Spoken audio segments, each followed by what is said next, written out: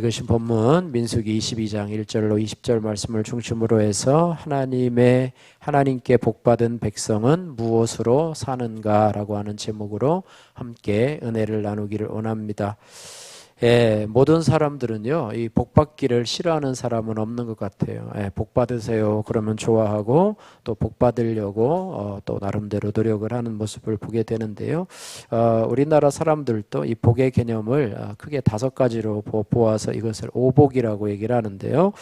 첫 번째는 장수하는 것, 또 두 번째는 부자로 사는 것, 세 번째는 모든 사람들로부터 존경받는 것, 네 번째는 평생 동안 근심 없이 평안하게 사는 것, 또 마지막으로 죽을 때 편안하게 죽는 것, 이것을 오복이라고 이야기를 합니다. 우리는요, 이 세상에서 말하는 복이 아니라 하나님 앞에 복을 받는 그런 자들이 되시기를 주님의 이름으로 축복합니다. 세상에서 받는 복은요, 일시적이고 또 잠깐 있다 없어질 복입니다. 이 세상을 떠나는 순간에 아무것도 없는 복이 바로 세상에서 나는 복이죠. 그래서 우리는 영원하고 또 계속해서 지속되는 하나님의 복을 받는 자로 살아가시기를 바랍니다. 오늘 본문 1절에서 20절까지 읽으셨는데요.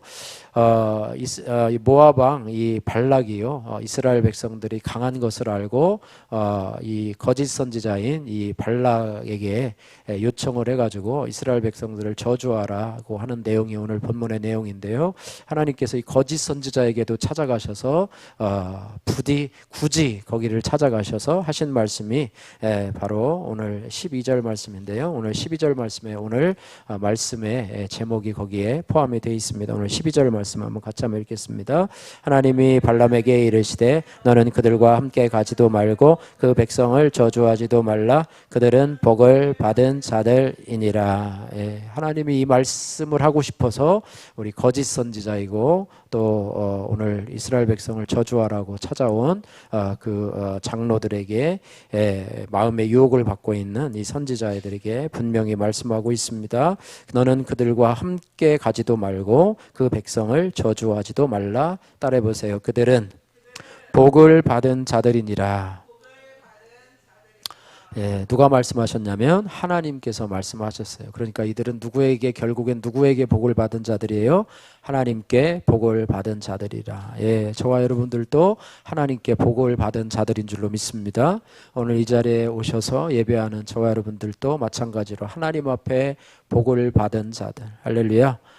바라기는요, 우리가 하나님께도 복을 받고 또 세상적으로도 여러분 복을 받고, 그죠? 우리가 내 영혼이 잘됨 같이 내가 범사에 잘되고 강건하기를 내가 간구하노라 말씀처럼 우리의 영혼이 잘돼서 하나님에게도 복을 받고 또 우리가 하는 범사에 모든 일에도 또 건강도 하나님 건강의 복도 받고 또 우리 삶이 형통한 복도 받고, 그러나 중요한 것은 우리의 삶 속에 하나님과의 끈끈한 관계가 늘 유지되었다는 사실이 우리에게 중요합니다. 그런데 하나님은 그것을 다른 말로 표현하기를 하나님께 복받은 백성이다. 따라해 보세요. 나는 하나님께 복받은 사람이다. 할렐루야. 이것을 여러분 천국 갈 때까지요, 끝까지 잊지 마시고 가시기를 주님의 이름으로 축복합니다. 세상 사람들은요, 우리를 항상 저주하려고 하고요, 비난하려고 하고 우리를 자꾸 깎아내리려고 하고 또 뭐 여러 가지로 우리의 마음을 싱숭생숭하게 만들지만 그럼에도 불구하고 나는 너의 말에 영향을 받지 않는다. 나는 하나님께 복받은 자다라고 하는 그런 여러분의 정체성을 늘 유지하소서. 나는 하나님 앞에 복받은 자다. 할렐루야. 여러분 하루에 한 번씩 여러분 거울을 보고 외치고 살아가시고, 힘들고 어려운 일이 생길 때마다 나는 하나님 앞에 복받은 자다. 세상 사람들이 여러분을 비난하고 비판할 때마다 까불지 마, 나는 하나님 앞에 복받은 자야 라고 하면서 여러분 선포하시기를 주님의 이름으로 축복합니다. 그래서 오늘 본문 말씀을 중심으로 해서요, 이 하나님께 복받은 백성은 어떻게 무엇으로 살아가야 되는가, 무엇으로 살아가야 되는가, 이 부분을 우리가 살펴보면서 우리가 주님의 음성 듣고 또 적용하며 순종하기를 소원합니다. 첫 번째로 하나님께 복받은 백성은 따라해 보세요. 오직 믿음으로 살아갑니다. 하나님께 복받은 백성은 오직 믿음으로 살아갑니다. 이렇게 말해요. 오늘 이 사건의 발단이요, 이 여리고 맞은편에 이 모압 평지라고 하는 곳에 이스라엘 백성들이 이제 진을 치게 됩니다.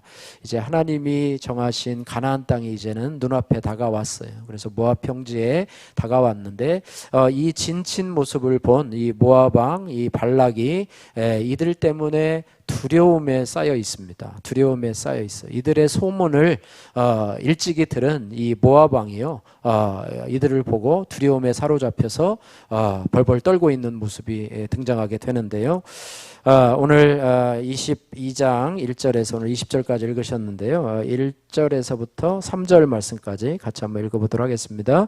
이스라엘 자손이 또 길을 떠나 모압 평지에 진을 쳤으니 요단 건너편 곧 여리고 맞은편이었더라. 십볼의 아들 발락이 이스라엘이 아모리인에게 행한 모든 일을 보았으므로 모압이 심히 두려워하였으니 이스라엘 백성이 많음으로 말미암아 모압이 이스라엘 자손 때문에 번민하더라.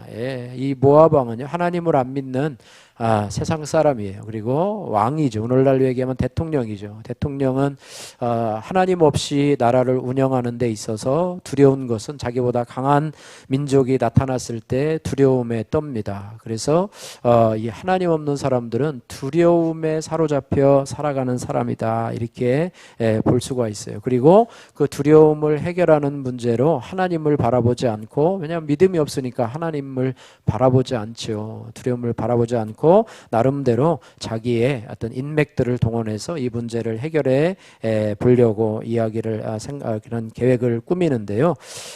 어떻게 이 계획을 꾸미냐면, 그 당시에 메소포타미아에 있는 신접하다고 소문난 이 거짓 선지자 발람을 생각해내고 그 발람에게 가서 이스라엘 백성을 좀 저주해 주면 안 되겠냐, 저주해 주면 안 되겠냐, 이렇게 해서 이제 이스라엘 백성들에 대한 두려움을 떨쳐버리려고 하게 됩니다. 그래서 모압 왕은요, 처음에는 자신이 직접 가지 않고 모압에 있는 이런 모압의 장로들, 또 미디안 장로들을 이 발람 선지자에게 보내가지고 이스라엘 백성들을 좀 저주하면 안 되겠느냐, 그래서 네가 저주하면 저주받고 네가 축복하면 축복하리라, 이렇게 하면서 높임을 하면서 받습니다. 여러분, 물론 뭐 발람이, 거짓 선지자 발람이 저주한다고 뭐 이스라엘 백성이 저주를 받겠습니까? 이스라엘 백성을 축복한다고 해서 그가 축복을 하겠습니까? 뭐 그 말은 뭐냐면 발람 선지자를 마치 하나님처럼 대하는 것이죠. 하나님은 저주하는 자는 저주받게 되고 축복하는 자는 축복받게 되잖아요. 그죠? 오늘 말씀처럼 너는 하나님 앞에 복을 받은 자들이라 라고 선포하면 그냥 복을 받은 자들이 되는 거예요. 복을 받은 자들로 이 땅을 살아가는 거예요. 그런데 이 발락 왕은 이 거짓 선지자를 통해서 이스라엘 백성을 저주하면 저주가 좀 효염이 있어가지고 그들이 좀 떠나가지 않을까, 그들이 저주받아서 떠나가지 않을까, 이런 인간적인 마음을 가지고 그들을 이 발람에게 파송하고 있는 모습을 보게 됩니다. 그래서 결국에요, 이 두려움에 사로잡힌 이들은요, 어떤 일을 하냐면 악한 일을 꾸미게 됩니다. 어떤 악한 일이라면 자기도 죽고 남도 죽이는 이런 일을 꾸미게 된다는 것이죠. 우리 하나님의 백성이 살아가는 방식은요, 남도 죽이고 나도 죽는 게 아니라 어떻게 해요? 나도 살고 남도 살리는, 할렐루야. 내 영혼도 살고 다른 사람의 영혼도 살리는 일을 해야 돼요. 나도 죽고 남도 죽고, 이거는 뭡니까? 바보 같은 행동이죠. 그죠?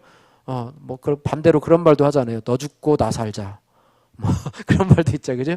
너를 죽고 나는 살자. 나 죽고 너 살자. 뭐 이런 사람은 없죠. 그죠? 나만 죽고 너는 살자. 이런 말 없는데, 너 죽고 나 죽자. 그러면 결국 다 망하자는 얘기예요. 서로 망하자는 얘기인데, 이 모압 왕 이 발락이 지금 이런 일을 꾀하고 있습니다. 이스라엘을 저주해가지고 이스라엘 백성이 망하는 일을 택하고 있는데요. 이것은 결국에 하나님 앞에 다시 자기가 저주를 받아서 자기도 망하는 길로 가는 거예요. 결국은 그랬겠죠. 이스라엘을 저주하면 자기는 살겠다라는 마음으로 이런 계획을 꾸몄는데요. 결국은 하나님 앞에 저주를 받아서 결국 이스라엘 백성도 저주를 받지 못하고 또 그들도 하나님 앞에 저주를 받아서 결국에는 이거는 잘못된 그런 악한 계획이라고 하는 거예요. 그래서 두려움이라고 하는 것은요, 우리가 살아가면서 늘 두려움이 있습니다. 뭐 염려, 근심도 있지만 염려, 근심이 더 쌓이고 눈덩이처럼 굴러가다 보면 이것이 우리에게 두려움이 되는데요. 이 두려움에 사로잡히게 되면 우리 인생 전체가 두려움의 지배를 받게 된다는 거예요. 그래서 여러분 두려움이 여러분에게 올 때마다 이 두려움이 여러분을 지배하지 못하도록, 여러분 오랜 시간 여러분의 심령 속에 머물지 못하도록 여러분 두려움을 내어 쫓으시기를 주님의 이름으로 축복합니다. 다른 계획, 인간적인 방법으로 그 두려움을 해소하려고 하지 말고요, 하나님 앞에 나가시는, 하나님을 바라보시는 그런 은혜가 있기를 주님의 이름으로 축복합니다. 그래서 성도는요, 두려움이 아니라 믿음으로 살아야 되는데요, 두려움의 반대말이 뭘까 이렇게 생각을 해보니까, 두려움의 반대말은 두려워하지 않는 것, 뭐 이렇게 말할 수도 있는데요, 두려움의 반대말은요, 믿음이에요. 믿음. 할렐루야. 그래서 하나님께 복받은 자들이 두려움을 이길 수 있는 방법은 오직 믿음으로 살아가는 것. 할렐루야. 오직 의인은 믿음으로 말미암아 살리라 라고 말씀하고 있는데요, 이 두려움을 이겨내지 못하면 두려움의 노예가 되어 살아가게 되는데요, 우리 하나님은 말씀하십니다. 한번 따라해 보세요. 두려워하지 말라. 내가 너와 함께함이니라. 놀라지 말라. 나는 너의 하나님이 됨이니라. 그 다음은 우리 같이 한번 해볼까요? 내가 너를 굳세게 하리라. 참으로 너를 도와주리라. 참으로 나의 의로운 오른손으로 너를 붙들리라. 할렐루야. 여러분 두려움이 올 때요, 이 말씀, 이사야서 41장 10절 말씀은 필수적으로 여러분이 암송하시면서 쫓아내야 될 말씀이에요. 이 말씀을 여러분이 계속 묵상하다 보면 두려움이 사라지게 되고, 두려워하지 말라라고 하시는 하나님께 대한 믿음이 생겨서 두려움이 물러갈 줄로 믿습니다. 그래서 두려움의 반대말은 믿음인데요, 시편 91편에 보면 이 시편 기자도요, 여러 가지 두려워할 수밖에 없는 상황에 처해 있던 것 같습니다. 두려움 없이 살아가는 사람은 이 땅에 한 사람도 없는 것 같아요. 문득문득 두려움이 몰려오고 두려움이 우리를 지배하려고 두려움을 주게 되는데요, 이 시편 기자도 두려워할 수밖에 없는 상황 속에 있는데 그는 자기를 지키시고 보호하실 하나님을 믿음으로 바라본다고 하는 거예요. 그래서 두려움을 이길 수 있는 유일한 방법은 하나님을 바라보는 것, 하나님을 의지하는 것. 그래서 오직 의인은 믿음으로 말미암아 살리라 그랬습니다. 독일의 에르푸르트라고 하는 곳에 가면 루터의 동상이 있다고 합니다. 여러분 루터 아시죠? 그죠? 칼빈과 루터, 유명한 종교개혁자 중에 하나인데요, 이 동상에는 시편 118편 17절이 적혀 있다고 그래요. 저도 아직 가보지 않아서 모르는데요, 앞으로 갈 가능성도 별로 없는 것 같아요. 어쨌든 뭐라고 적혀 있냐면, 내가 죽지 않고 살아서 여호와의 행사를 선포하리로다, 이런 구절이 있다고 합니다. 다시 한번 읽어볼까요? 내가 죽지 않고 살아서 여호와의 행사를 선포하리로다, 이런 말씀이에요. 루터의 삶과 참 어울리는 구절인데요, 오직 의인은 믿음으로 말미암아 살리라라고 하는 구절은 사람을 살게 하는 구절입니다. 여러분을 살리는 구절이 바로 오직 의인은 믿음으로 말미암아 살리라라고 하는 구절입니다. 여러분 이 말씀을 잘 의지하고 여러분의 낙심되고 좌절될 때마다 이 말씀으로 여러분의 영혼을 살리시기를 주님의 이름으로 축복합니다. 그래서 이 말씀이 너무 중요해요. 믿음은요, 히브리어로 에무나토라고 하는 것인데요, 어쨌든 하나님을 기반으로 해서 우리가 공평하게 살고 견고하게 살고 확실하게 산다라는 그런 의미를 가지고 있는데요, 바울과 루터에 의해서 이 말씀이 해석이 되었는데, 오직 믿음으로 산다고 하는 말은 인간의 어떤 행위로도 구원을 받게 할 수 있는 것이 아니라라고 하는 거예요. 그래서 믿음은 행위와 반대되는 개념이라고 볼 수가 있습니다. 그래서 우리가요, 어떤 행동으로 인해서 우리의 두려움을 물리칠 수 있다고 생각하는데, 오늘 발락 왕처럼 어떤 자기의 계략으로 말미암아 이 두려움을 물리칠 수 있다고 생각이 되는데, 그것은 오히려 자신을 향한 그런 악수가 되어서 자기도 죽고 다른 사람도 죽이는 그런 것이 되는데요, 자기도 살고 다른 사람도 살리는 그 구절은 바로 뭐냐면, 오직 의인은 믿음으로 말미암아 살리라. 할렐루야. 여러분 낙심되고 좌절될 때마다 이 말씀을 여러분 묵상하시면서 나는 오직 의인은 믿음으로 살리라. 하나님 앞에 복받은 자는 나는 믿음으로 사는 자이다. 이렇게 말하면 돼요. 믿음은 보이지 않지만 현실의 것들은 눈에 보이잖아요. 그래서 눈의 것들을 보이면서 자꾸 염려되고 걱정되고 두려워하는데 우리는 믿음으로 말미암아 산다. 예수님께서 이 땅에서 오셔서 많은 병자들을 치유하셨는데요. 병자들을 치유하시면서 하시는 말씀이 뭐냐면 내 믿음이 너를 구원하였다. 이 말씀을 참 자주 많이 하세요. 그래서 예수님께서 여리고성을 지나가실 때에 다윗의 자손이여라고 하시면서 자신의 눈을 뜨게 해달라고 하는 이 거지요 소경인 이 바디메오를 고칠 때에도 그렇게 말씀하셨어요. 내 믿음이 너를 구원하였다 말씀하고 계십니다. 그 다음에 10사람의 문둥병이 가다가 치유함을 받아서 그 중에 한 사람이 돌아와서 예수님 앞에 감사의 표현을 할 때도 내 믿음이 너를 구원하였다. 또 예수님의 옷가에 손이라도 대면 나을 것 같은 믿음을 가졌던 12의 혈류증을 앓는 여인 예수님의 손에 대서 나음을 받았을 때도 내 믿음이 너를 구원하였다 이렇게 말씀하셨어요. 그래서 우리가 구원하는 것은요 우리의 행위를 가지고 구원받는 것이 아니라 하나님을 믿음으로, 또 믿음도 하나님의 선물이라는 사실을 우리가 기억해서 내가 믿었더니 내가 하나님이 나를 구원해 줬다고, 내가 그러면서 다른 사람에게 내가 믿음이 좋아라고 하는 것도 어떻게 보면 믿음이 좋다라고 하는 행위를 강조하는 거예요. 믿음조차도 뭐예요? 하나님의 선물이라는 사실을 기억하면서 하나님이 주신 믿음으로 내가 구원을 받았다라고 하는 그런 것이 바로 하나님의 복받은 백성들의 그런 것이라고 하는 것입니다. 특별히 오직 의인은 믿음으로 말미암아 살리라. 믿음으로 사는 자에게 주시는 축복이 뭐냐면 영생이라고 하는 사실입니다. 요한복음 6장 47절 말씀에 진실로 진실로 너에게 이르노니 따라해 보세요. 믿는 자는 영생을 가졌나니. 할렐루야. 믿는 자는 뭐를 가졌다고요? 영생을 가졌나. 여러분 두려워하지 마십시오. 죽음 앞에서 두려워하지 마시고, 여러분 실패와 좌절 앞에서 여러분 두려워하지 마십시오. 오직 믿는 자에게는 하나님께서 영생을 허락하여 주셨다고 하는 것입니다. 그죠? 다음 주가 우리 부활주일이고 오늘 주일이 무슨 주일이죠? 종려주일, 또 내일부터는 이제 고난주간인데요.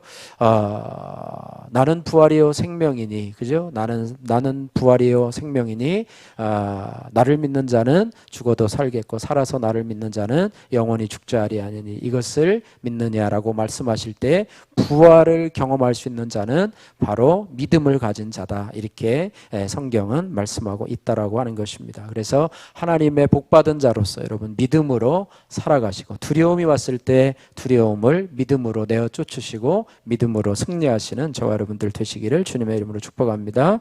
두 번째로요, 하나님의 복받은 백성이 어떻게 살아가는가, 이것은 바로 한번 따라해 보세요. 오직 하나님의 은혜로 살아갑니다.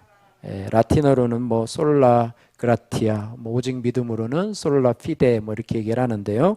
7절에서 14절 말씀에 보면은요, 모압과 미디안 장로들이요 복채를 가지고 발람을 찾아가서 발락의 말을 전하게 됩니다. 이제 모압과 미디안 장로들이요 이 발람 왕의 이제 전가를 받고 이 발람을 찾아가게 되는데요. 그 발람의 반응이 어떻게 되는가 하면 8절 말씀 한번 같이 한번 읽어보겠습니다. 자, 7절 8절 같이 한번 읽겠습니다. 모압 장로들과 미디안 장로들이 손에 복채를 가지고 떠나 발람에게 이르러 발락의 말을 그에게 전하매 발람이 그들에게 이르되 이 밤에 여기서 유숙하라. 여호와께서 내게 이르시는 대로 너희에게 대답하리라. 모압 귀족들이 발람에게서 유숙하니라. 손에 복채를 가지고라고 했습니다. 이 복채라고 하는 것은 그러니까 무당한테 점쟁이한테 이렇게 점보러 갈 사람들 있잖아요. 요즘에도, 그죠? 그럴 때 복채를 내야 된다. 어떻게 얘기하게 되는데요. 여기 관주 성경에 보니까 점괘라는 말을 이렇게 쓰고 있어요. 그러니까 점괘. 그러니까 이 발람이라고 하는 이 사람이요. 점을 보는 사람이고요, 점 보는 사람이고 신접한 사람이다라고 하는 것을 보게 돼요. 우리가 자꾸 이 말씀을 이렇게 읽다 보면은 이 발람 선지자도 좀 괜찮은 사람인 것 같은데라고 하는 착각을 가질 때가 있어요. 그러나 이 사람은 신접한 사람이고 점괘를 가지고 이렇게 사람들을 미혹하는 사람이라고 하는 사실. 그러니까 하나님의 선지자인가 거짓 선지자인가 뭐 하나님 앞에 묻기도 하고 하나님도 대답하기도 하고 하나님이 말씀하시면 뭐 가겠습니다 뭐 어쩌고 이렇게 하는 걸 봐서 우리를 성경을 읽는 우리를 헷갈리게 하는데요, 결국은 거짓 선지자라고 하는 사실을 여러분 염두에 두고 오늘 말씀을 읽어야지만이 이것이 해결이 된다고 하는 거예요. 그래서 이렇게 보니까요, 이 발람은요 복채를 가지고 온 사람들을 돌려보내지 않고요, 이 사정을 얘기해요. 어떤 사정이냐면 너의 주술로 이스라엘 백성들을 저주하라는 말을 들어요. 그 말을 듣고 나서 진정한 선지자였더라면 어떻게 했겠어요? 저들은 하나님께 복받은 자들이기 때문에 저들을 내가 저주할 수 없다. 그리고 나는 너희의 이러한 요청을 들을 수 없으니 너희는 집으로 가라. 이렇게 얘기했을 건데요, 복채를 가지고 온 저들을 어떻게 하냐면 내가 하나님 앞에 물어보긴 하겠다. 그리고 오늘 밤 여기서 유숙하라라고 합니다. 여러분 집에서 여러분 아무 사람이나 들여가지고 하룻밤 자고 가세요. 그렇게 하는 경우 있어요, 없어요?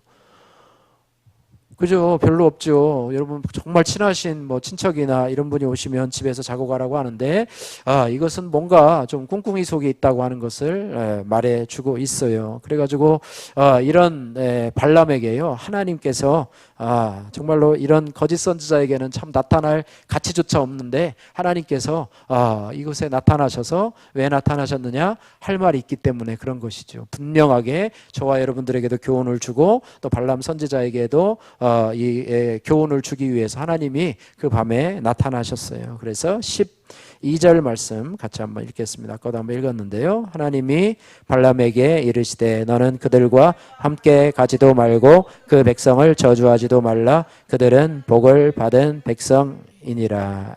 아멘. 복을 받은 자들이니라. 너는 그들과 함께 가지도 말고 또 그 백성을 저주하지도 말라라고 말씀하고 있습니다. 하나님은요 이 말씀 한마디면 좋게요. 그냥 여기서 그냥 끝, 함께 가지도 말고 그 백성을 저주하지도 말라라고 했으면 참 선지자 같은 경우는요 이 말씀 듣고 거기서 아멘하고 그냥 끝이에요. 그렇게 얘기를 하는데요, 어떻게 보면 이스라엘 백성들 같은 경우를 왜 하나님이 복받은 자라고 얘기를 했는가라고 하면 이들이요 광야 생활을 하면서 겉으로 보기에는 광야 생활을 하면서 하나님 앞에 자꾸 불순종하고 원망하고 불평하면서 하나님 앞에 때로는 참 심판도 받고 형벌도 받고 그렇긴 하지만은요 이들은 하나님 앞에 택한 자라고 하는 거예요. 하나님의 택함을 받은 자예요. 그래서 어떻게 보면 그럼에도 불구하고 하나님께서 그들을 뭐라고 얘기를 해요? 너희는 하나님께 복받은 자들이다라고 표현을 해주는 것 같아요. 그래서 이러한 표현은요 하나님이 택하신 자는 절대로 버리지 않는다라고 하는 그런 내용이 포함되어 있다고 하는 사실입니다. 하나님이 마찬가지예요. 저와 여러분들을 택하셨어요. 만세전에 우리가 태어나기 전부터 우리를 만세전에 택하시고 또 우리를 때가 되매 하나님의 자녀로 부르셔서 믿음을 주시고 하나님의 자녀로, 그죠? 영접하는 자 곧 그 이름을 믿는 자들에게는 하나님의 자녀가 되는 권세를 주셨으니 하나님의 자녀로 내가 영접하고 내가 하나님을 아버지로 부르고 예수님을 나의 구주 나의 하나님으로 살아가는데 우리가 그 고백을 한 다음부터 완전해지느냐 완전해질 수 있느냐, 여러분 완전해질 수 있어요 없어요? 여러분 그 예수님을 주님으로 고백한 이후부터 거듭난 이후로부터 여러분 완전하게 살 수 있습니까?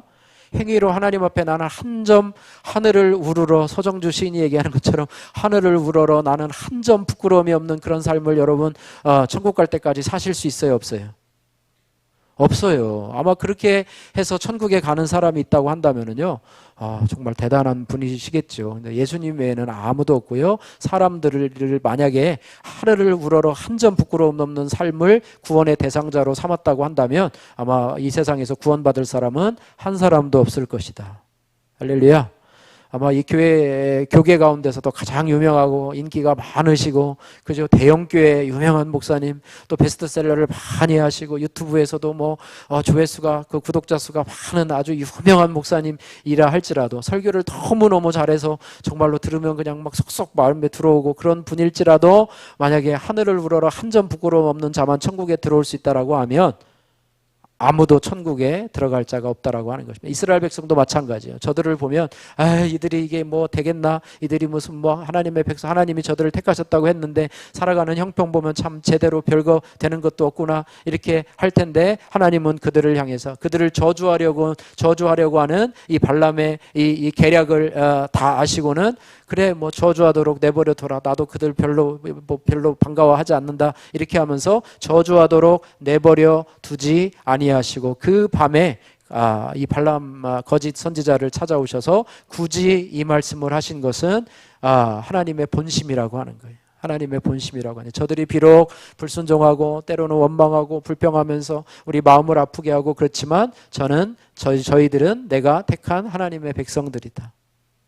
다시 말하면 저들은 복받은 자들이다. 저들은 하나님 앞에 복받은 자들이다. 내가 저들을 복주려고 부르신 자들이다 라고 했다고 하는 거예요. 예, 그래서 우리가요, 신앙생활하는 데서 가장 중요한 것이 뭐냐면 하나님의 은혜로, 할렐루야, 하나님의 은혜로. 그래서 우리가 어떤 말을 할 때, 누가 나를 높여주고 칭찬하는 말을 할 때, 어이구 대단하십니다, 어떻게 그렇게 착하게 사시고, 어떻게 그렇게 좋은 일을 하시고, 어떻게 그렇게 마음씨가 고우세요, 뭐 하면서 칭찬하는 말을 하면 우리가 할 수 있는 말이 그 모든 것이 하나님의 은혜입니다. 할렐루야. 하나님 앞에 영광을 돌리는 말을 하는 것이고, 실제적으로 그것이 바로 하나님의 은혜라고 하는 것이에요. 이 세상에는요, 두 가지 종교가 있어요. 종교 중에서도 두 가지 종교가 있는데, 하나는 자력 종교이고 하나는 타력 종교입니다. 자력 종교의 핵심은요, 자신의 행위로 구원받는다는 것이 자력 종교. 자신의 힘으로, 자신의 선행으로, 자신의 노력으로, 또 자신의 공로로 구원에 이른다는 것, 뭐 스스로 노력해서 구원을 받아야 된다, 뭐 이렇게 말하는 종교가 바로 자력 종교이고요. 뭐 그렇습니다. 그런데 타력 종교가 있는데, 자기 스스로는 구원에 이를 수 없다라고 하는 것이 바로 타력 종교예요. 그래서 절대자를 의지하게 되는, 구원에 이르기 위해서는 내 힘과 노력이 아무런 쓸데가 없고, 절대자 하나님의 절대적인 능력을 가진 그런 은혜로만 구원받을 수 있다라고 하는데요. 이것이 바로 타력 종교이고요. 우리가 성경이 말하는 것이 바로 절대자 하나님의 은혜로 구원을 받는 것이다. 또 우리가 속해 있는 이 기독교도 바로 타력 종교라고 하는 사실입니다. 그래서 성경이 말하는 인생의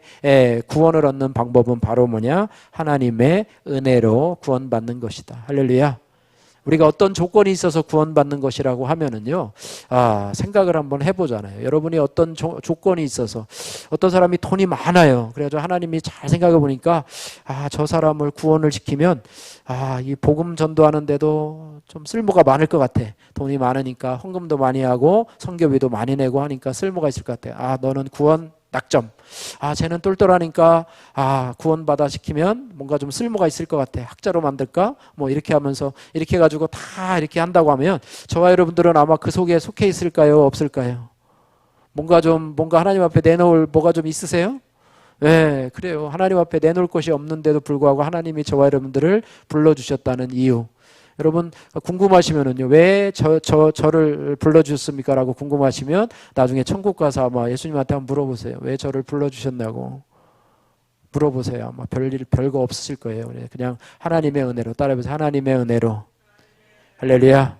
예, 하나님의 은혜로 불러주셨다. 이것이 하나님의 주권이고요. 하나님이 왜 나를 불러주셨을까? 이유를 나는 알지 못해요. 이제 천국 가면 알겠죠. 하나님이 왜 나를 선택해 주셨는가 알겠죠. 그러나 그것이 나의 행위나 공로나 어떤 자격의 의함이 아니라는 사실을 우리가 기억해야 될 것입니다. 그래서 하나님의 은혜는요, 받을 만한 자격이 없는 사람에게 베풀어지는 하나님의 선물이라고 하는 거예요. 로마서 8장 7절 말씀에 이 대표적인 구절이 있는데요. 그 불법의 사하심을 받고 그 죄를 가리우심을 받는 자는 복이 있고, 주께서 그 죄를 인정치 아니할 사람은 복이 있도다. 이렇게 말씀하고 있습니다. 죄를 지었으면은요, 죄값을 치러야 되잖아요. 그죠? 여러분 죄를 지었으면 죄값을 치러야 되잖아요. 세상에서도 죄를 지었으면 재판을 받고 재판에 합당한 뭐 징역을 살든가 아니면 벌금을 내든가 해서 합당한 삶을 살아야지만이 거기에 죄 사함이라고 하는 그런 이제 은혜가 있는데요. 성경 말씀에 보니까 뭐라고 그래요? 그 불법을 사하심을 받고 그 죄를 가리우심을 받는 자는 복이 있고 주께서 그 죄를 인정치 아니하실 사람은 복이 있도다. 죄를 지었는데 하나님이 인정하지 아니하신대요. 우리가 어떤 사람한테 빚을 졌어요. 1억 원의 빚을 졌는데 그 사람이 오늘날 갑자기 나타나더니 너 빚을 내가 다 탕감해 줄게. 너 빚 없어 이제. 빚 안 갚아도 돼. 이자 안 갚아도 돼. 원금 안 갚아도 돼. 그렇게 얘기하면 그 다음부터 안 갚아도 되잖아요. 그죠? 하나님이 그러세요. 하나님 앞에 죄를 지었는데 너의 죄를 내가 이제 다 사했다. 너희 죄는 이제 가리움을 받았다. 내가 너희 죄를 동에서 서에서 멀게 하듯이 내 뒤로 다 던져버렸다. 내가 기억지도 아니하리라 라고 선포하셨는데 왜 그러시는데요?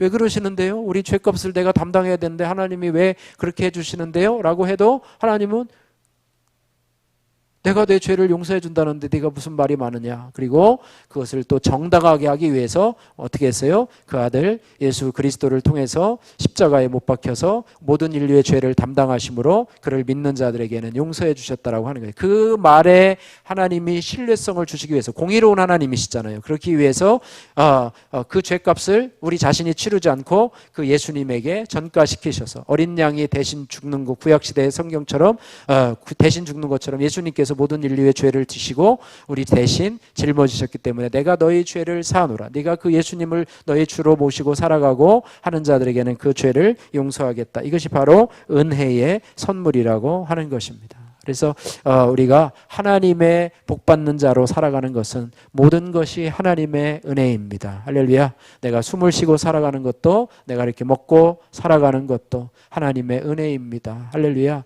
이런 고백을 할 때 여러분의 영혼이 살아나고 다른 사람의 영혼도 살아나고 하나님께 복받은 자로 살아난다라고 하는 사실을 우리가 기억해야 될 것입니다. 자, 세 번째로요. 하나님께 복받은 자는 어떻게 삶을 살아가는가 한번 따라해 보세요. 오직 순종함으로 살아갑니다. 예, 우리 순종이란 말은 하도 많이 들어가지고 여러분 귀에도 이제 안 들어오죠. 순종하라 그러면 또 순종이구나 이렇게 생각하는데요. 오늘 15절에서 20절 말씀 보니까 이 발람 선지자의 모습을 보게 됩니다. 발람이요 거절하잖아요, 그죠? 미디안 장로들과 오면서 이제 어쨌든 그 말씀을 듣고 거절해서 내가 갈 수 없다 그래가지고 이제 그 장로들이 미디안의 장로들과 모압 장로들이 이제 발람에게로 다시 발락 왕에게로 다시 돌아가잖아요. 그랬더니 발락 왕이 뭐라고 그러냐면 또 다른 이제 방법을 씁니다. 오늘 15절 말씀인데요. 15절, 16절 같이 한번 읽겠습니다. 15절, 16절. 발락이 다시 그들보다 더 높은 고관들을 더 많이 보내매 그들이 발람에게로 나가서 그에게 이르되 십볼의 아들 발락의 말씀에 청하건대 아무 곳에도 거리끼지 말고 내게로 오라. 그렇게 얘기를 하는데요. 발락이요. 얘는 안 되겠구나. 계급이 나쁜 사람들을 보내서 아마 거절당했나 보다. 이렇게 생각을 하고 그들보다 더 높은 고관들을 더 많이 보내면서 이스라엘 백성을 저주하라고 이야기를 합니다. 그렇게 이야기를 하니까 이 발람이 또 뭐라고 얘기를 하냐면은요. 그 고관들을 또 유숙합니다. 유숙해서 집에 머물도록 시켜요. 그 정도면은 어떻게 했어야 돼요? 돌려보내고 하나님의 뜻이 분명하다. 이스라엘 백성들은 복을 받은 자들이기 때문에 나는 이스라엘 백성들을 저주할 수 없다. 죄송하지만 이제 나는 더 이상 당신들의 말을 들을 수 없으니까 집으로 돌아가시기 바랍니다. 그런데 이곳에 와서 또 주무세요라고 하는 것은 뭐가 꿍꿍이 속이 있다는 거잖아요. 그리고 뭐라고 얘기를 하냐면 19절 말씀에 이렇게 얘기를 합니다. 이 발람의 이 신앙은 아니고요. 속마음이 알 수 있죠. 19절 같이 읽습니다. 그런즉 이제 너희도 이 밤에 여기서 유숙하라. 여호와께서 내게 무슨 말씀을 더하실는지 알아 버리라. 이 말을 잘 생각해 보면은요, 여기서 유숙하라, 기다려보라 라고 하면서 여지를 둡니다. 또 뭐라고 그래요? 여호와께서 내게 무슨 말씀을 더하실는지 알아보리라. 하나님이 말씀하신 것 이미 끝났죠, 그죠? 근데 또 물어본다는 거예요. 또 물어본다는 거예요. 그러니까 하나님이 또 나타나셔서 밤에 20절에 또 이렇게 말씀합니다. 20절 말씀 같이 읽습니다. 밤에 하나님이 발람에게 임하여 이르시되 그 사람들이 너를 부르러 왔거든 일어나 함께 가라. 그러나 내가 내게 이르는 말만 준행할지니라. 예, 너를 이제는 가지 말라고 그랬는데 함께 가라까지를 또 허용해 주세요. 이게 죄를 지려고 하면은요 하나님이 죄를 허용해 줄 때가 있습니다. 그래서 함께 가라. 그러나 뭐예요? 그러나 내가 내게 이르는 말만 준행할지어다. 이스라엘 백성을 저주하지 말라. 이스라엘 백성은 복받은 자들이기 때문에 저주하지 말라. 이 말씀을 하고 있는 것을 본데요. 이 발람 선지자의 이런 모습을 보게 되면은 이가 말씀을 순종하는 자인지 순종하지 않는 자인지 이거를 알 수가 있다라고 하는 것입니다. 그래서 또다시 그들을 받아들이고 묻는 것은요. 그에게 은금에 대한 물질에 대한 탐심이 있다는 것이고 하나님과 타협하려는 마음이 있다고 하는 것입니다. 하나님이 말씀하신 것을 분명한 그런 잣대로 붙들고 순종하는 사람과 그것을 자꾸 내 스타일로 바꾸려고 하는 사람들 이렇게 해. 그랬으면 하면은 되잖아요. 근데 하기 싫으니까 이제 정말 해야 돼요? 이거 왜 해야 또 그다음에 또 이거 왜 해야 돼요?